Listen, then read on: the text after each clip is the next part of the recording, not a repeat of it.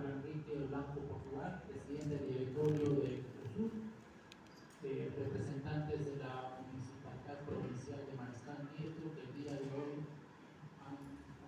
se han honrado en albergar esta presentación del libro, miembros de la mesa, al ingeniero Gustavo Alcácer Salas, que hoy precisamente va a presentar el libro Semblanzas y Bosquejos.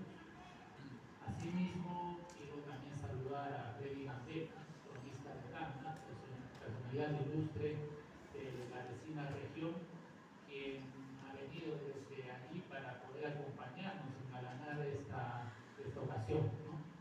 Y cómo no, a todo el público presente, muchos de ellos grandes difusores de la cultura moquegüana, por eso mismo apreciados, a todos aquellos que el día de hoy han tenido o se han dado un poco de tiempo para poder participar en este evento cultural.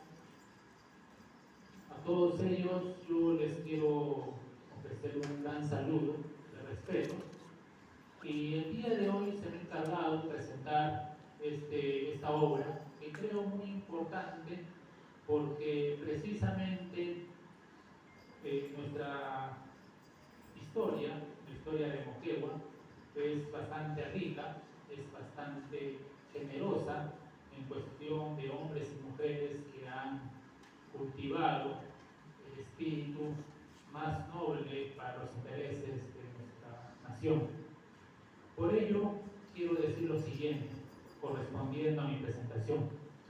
A principios del siglo XIX al siglo XX, en Francia nació una corriente historiográfica que recibió el nombre de la Escuela de los Anales. Esta escuela estuvo comandada por los historiadores Marc Bloch y Lucien Febvre, que como buenos franceses hicieron un cambio revolucionario: hacer que todo, absolutamente todo, sea historiable.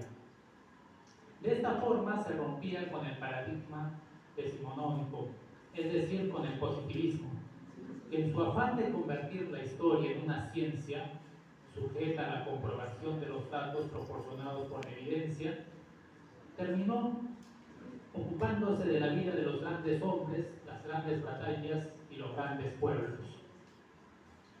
Hacemos referencia a este pequeño pasaje de la historia, de la historiografía, porque concluimos que la obra que Gustavo Valcárcel hoy presenta encaja dentro de esta corriente francesa. Para ser más preciso, se trata de un trabajo que se ubica dentro de lo que se conoce como la historia total.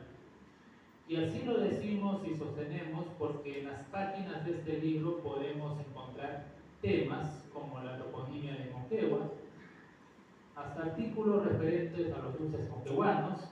Asimismo, se señala en reiteradas ocasiones a la viticultura local, pero también a Moqueguazo, el último hito social de nuestra historia reciente. Entonces, ¿cuál sería la principal contribución de esta obra? Pues bien, en primer lugar, este libro compila un conjunto de escritos que en su momento significaron un aporte. Y cuando decimos aporte, no nos referimos a artículos que compilan información ya publicada o conocida, sino a trabajos con información novedosa que se han sustentado esencialmente en fuente primigenia, como son los infolios de archivo, impresos antiguos o algún documento que ha escapado a la pesquisa de nuestros anteriores historiadores. Pues de eso se trata el oficio del historiador, de contribuir al conocimiento histórico a través de la investigación. Ahora pasaremos a referirnos a los trabajos que recoge este libro. El primer estudio aborda una cuestión que anteriormente ocupó a historiadores como Luis Conel. Me refiero a la toponimia de Moquegua, cuyo estudio merece un conocimiento profundo de las fuentes. Por eso, cuando trata el tema, Valcárcel cita la obra del cronista González Fernández de Oviedo, quien en su narración del paso de Almagro por estos lugares dirá que el conquistador atravesó, abro comillas, los pueblos de Moquihuaya, Araguaya, Quinoestaca, Umati y Saña. en alusión de los hoy Moquegua y la Valla, Quinistacas o Mate y Zama, topónimos claramente de ascendencia puquina, como lo ha confirmado una comunicación que nuestro autor tuvo con Rodolfo Cerrón Palomino, quizá el mayor estudioso de la toponimia prehispánica a nivel nacional. Enseguida, otro tema que resulta de interés para Valcárcel es el nacimiento de la viticultura en Moquegua, la parte de la historia local más apasionante, pues todos los historiadores, todos, moqueguanos, se han ocupado alguna vez de ello. Así, Gustavo trata lo relacionado a los principales viñateros, donde relucen nombres como Pedro Cancino, Diego Fernández de Córdoba y Diego Fernández Maldonado. Así también nos informa de los indígenas viñateros, que produjeron muy tempranamente, incluso antes que la mayoría de los vecinos ibéricos de Moquegua. Eso lo sabemos gracias a la visita que hiciera a estos lares García Díaz de San Miguel, quien nos dice que la comunidad de los indios de Tolata ya tenían una viña en 1567. La fundación española de Moquegua ha sido otro tema donde Valcárcel ha dado gran aporte. Aunque hay voces que aseguran que previamente este pueblo tuvo una fundación prehispánica, hay que aclarar que la fundación de villas y ciudades son actos netamente políticos, jurídicos y religiosos, que responden a la lógica occidental. Los incas o cualquier otro pueblo anterior a la invasión hispana no fundaban ciudades, porque aquello no formaba parte de su cosmología.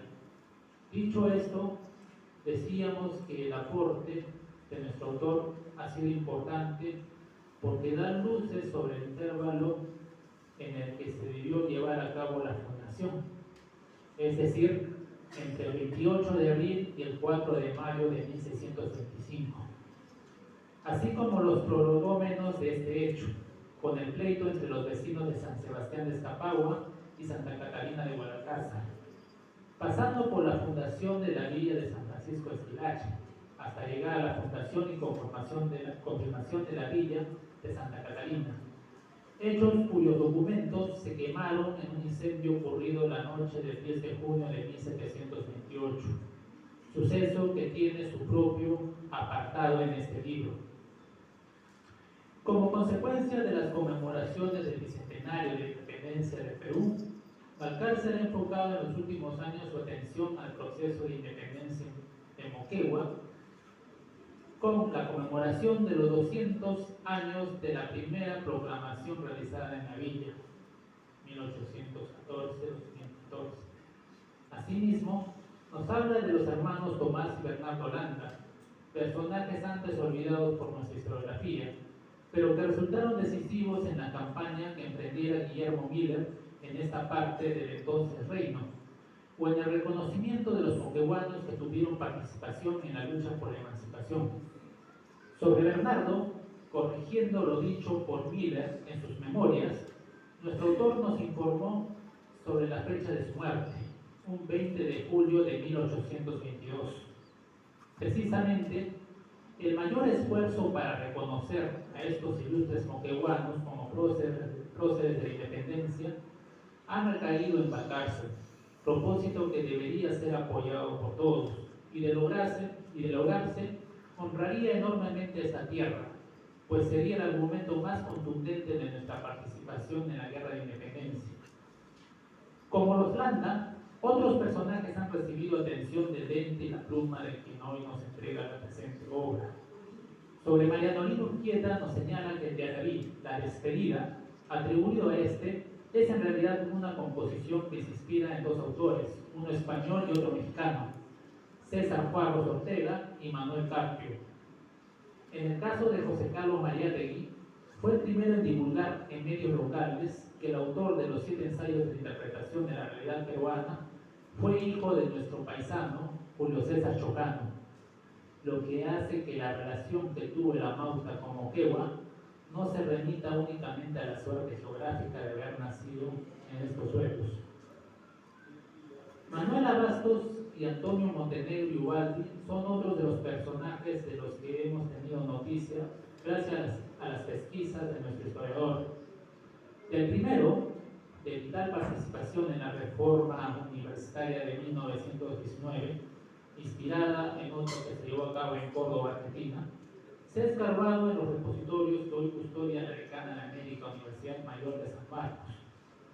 Y hoy espera que nos enteremos más de él gracias a la documentación que guarda la Universidad San Agustín del vecino Arequipa. Sobre el primer historiador moqueguano, nos referimos a Montenegro Ubaldi, debemos decir que buena parte de los textos que conforman este libro provienen de las notas de la inédita Noticia de Moquegua, que viene preparando Gustavo Valcárcel con gran recelo, y que seguramente, cuando se publique, se convertirá en uno de los mayores aportes historiográficos del presente siglo para Moquegua. A portas de conmemorar el bicentenario de la fundación del Colegio Simón Bolívar, quizás el de mayor trascendencia para el sur peruano, llamado primero San Simón y luego de la Libertad, es sustancial lo que se ha escrito sobre esta insignia institución educativa. Y es Valcárcel el que ha hecho uno de los mayores aportes sobre ello. En este libro vamos a encontrar una reseña histórica del colegio, donde se retrocede hasta la etapa jesuita con el Colegio San José, que fue levantado gracias a la donación que hiciera el capitán José Hurtado de Chaboy, hoy un ilustre desconocido.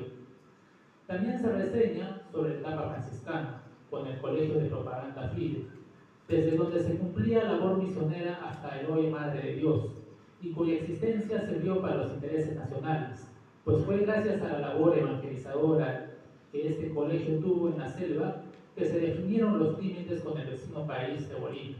Eso lo puede sustentar el archivo del Ministerio de Relaciones Exteriores. Finalmente, el Colegio de los Franciscanos de la Observancia sería suprimido por el libertador Simón Bolívar para dar paso, el 8 de septiembre de 1825, al colegio que ha visto desfilar en sus aulas a lo mejor que ha dado esta tierra, desde Mariano Lino Urquieta hasta Horacio Ceballos Gámez, desde Pedro Mariano Cabello hasta Daniel Becerro Campo, todos ellos de gran influencia para esta región y el Perú.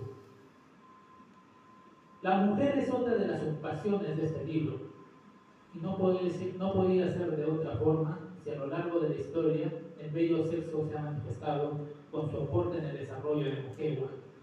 Nombres como Águeda Vizcarra, viuda de Angulo, benefactora de la ciudad, financista de la Recoba, que hoy, como Centro Cultural Santo Domingo, es punto de encuentro para las ocasiones que nutren el alma.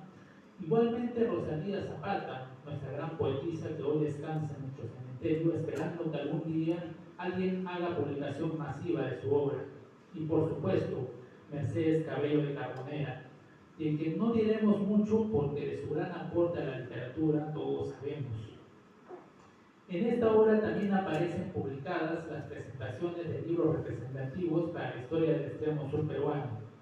Así resaltamos la charla leída el día que fue presentado, ya por el 2007, el quinto tomo de materiales para la historia de Tacna, la historia regional más colosal que se ha escrito en el Perú, cuyo trabajo recayó en el desaparecido historiador tacneño Luis Cabañar Orellana, de quien solo guardamos gratos recuerdos. También aparece el texto leído durante la presentación del libro de Colesuya Moquegua, de Teresa Cañedo Arguelles, historiadora española que le ha dedicado una cantidad generosa de su investigación a esta región, esfuerzo que los moqueguanos debemos reconocer y convertirlo en deuda. Finalmente, queremos referirnos a los artículos que se refieren específicamente a Moquegua. En el libro hay menciones sobre el alfajor de Penco, el dulce moqueguano, que las nuevas investigaciones nos dicen se elaboró antes de la Guerra del Pacífico.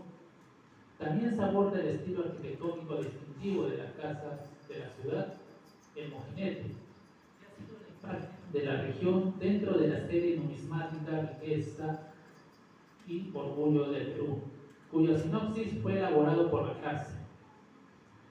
Culmino esta presentación con una frase allá en el libro que dice así: cada pueblo tiene su propia identidad, la misma que debe ser conservada y respetada.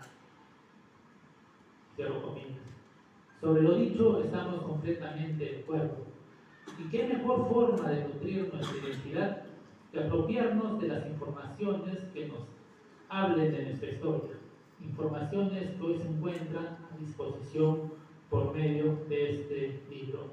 Estimada